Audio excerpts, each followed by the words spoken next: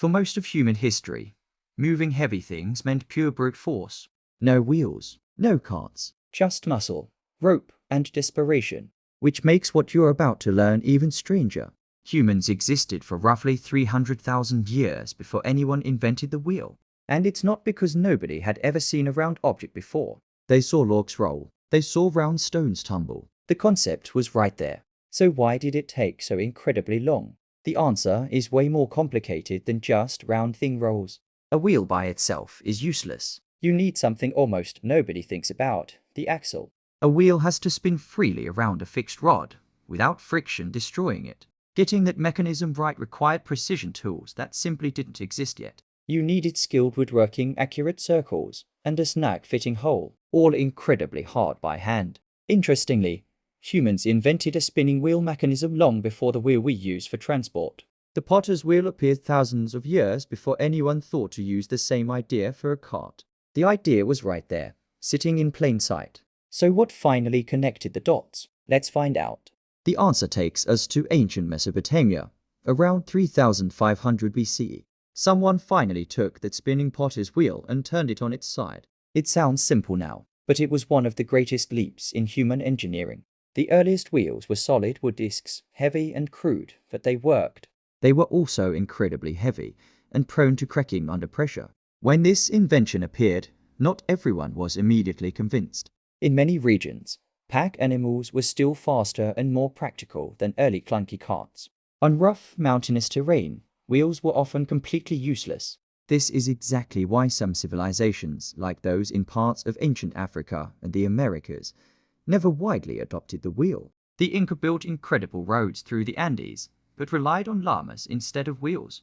Strangely, archaeologists did find small wheeled toys in ancient Mexico. They understood the wheel concept perfectly. They just never scaled it up for transport.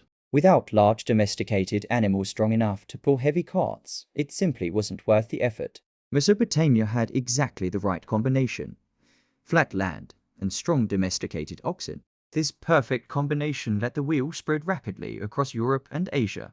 But the wheel's story was about to get even more surprising. Around 2000 BCE, someone made a discovery that changed warfare forever. The spoked wheel, lighter, faster, and far stronger than the old solid design. Armies with spoked wheel chariots could suddenly outmaneuver and outrun their enemies. This single innovation helped shape the outcomes of entire ancient wars. Whoever had the better wheels often had the better army. Centuries later, someone added iron rims to protect the wooden wheel from wearing down. The Romans took this further, engineering stone roads specifically designed for wheel travel. Their road network stretched over 250,000 miles, built almost entirely around wheeled transport. Trade, military movement, and communication all became dramatically faster. But the wheel wasn't just about moving things. It became a source of power itself. Water wheels used flowing rivers to grind grain, saving countless hours of human labor. Windmills soon followed, harnessing an entirely different natural force. Eventually, the same rotational idea led to gears, clocks, and complex machinery. By the Industrial Revolution, wheels and gears were driving entire factories. And soon after, wheels would carry humanity faster than anyone ever imagined possible. Trains connected entire continents, shrinking distances that once took months into mere days. Then came the automobile, and personal transportation was never the same again. The invention of rubber tires made rides dramatically smoother and faster. Pneumatic, air-filled tires absorbed shocks that solid wheels never could.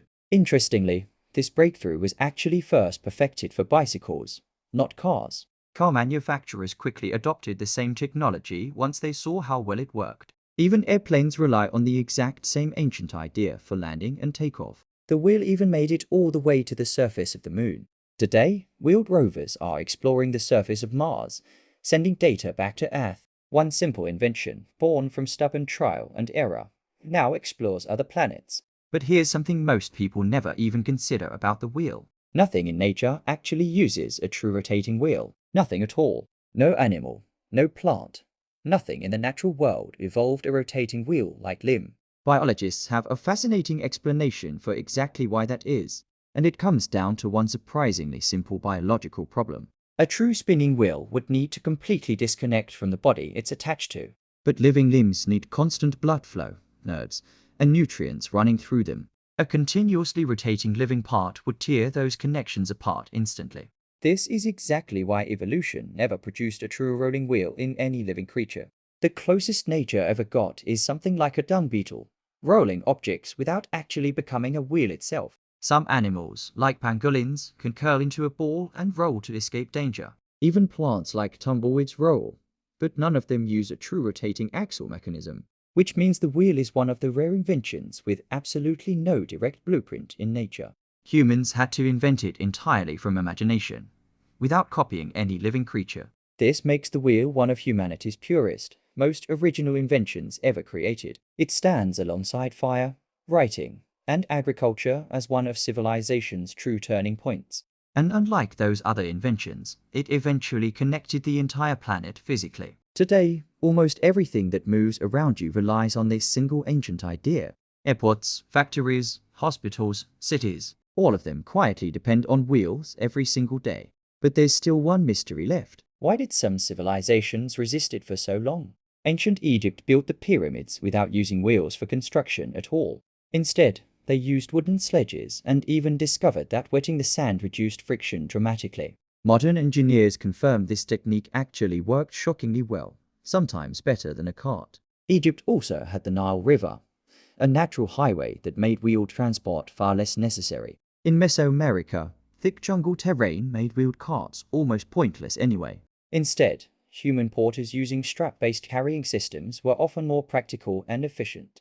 This teaches us something powerful. Invention isn't only about intelligence. It's about the right environment meeting the right need. Every civilization was equally intelligent. Geography simply decided which tools made sense.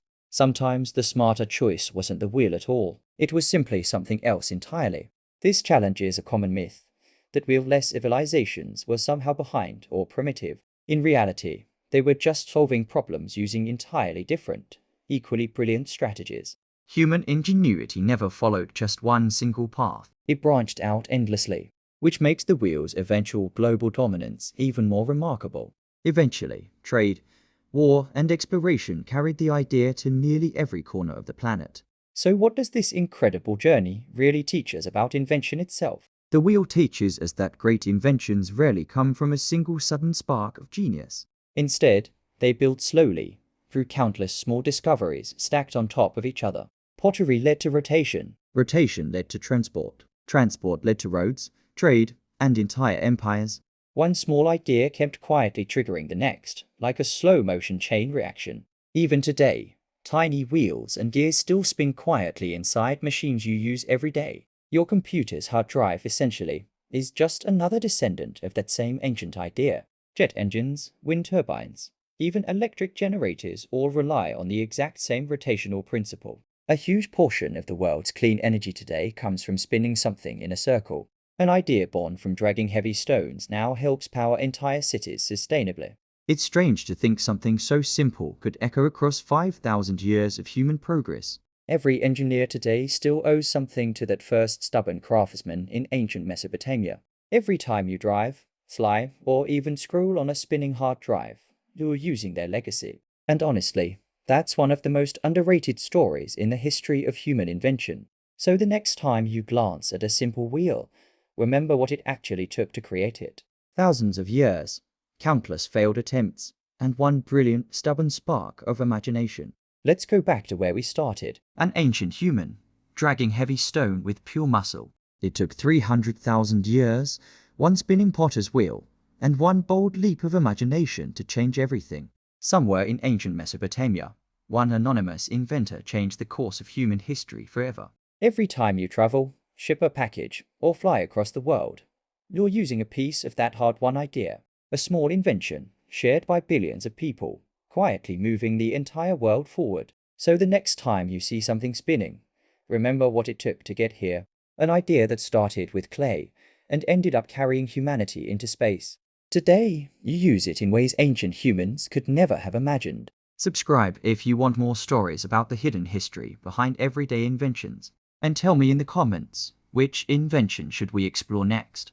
Share this with someone who's never thought twice about how a simple wheel actually works. A small circle, a massive, hard-fought piece of human history. Thanks for watching, and I'll see you in the next video.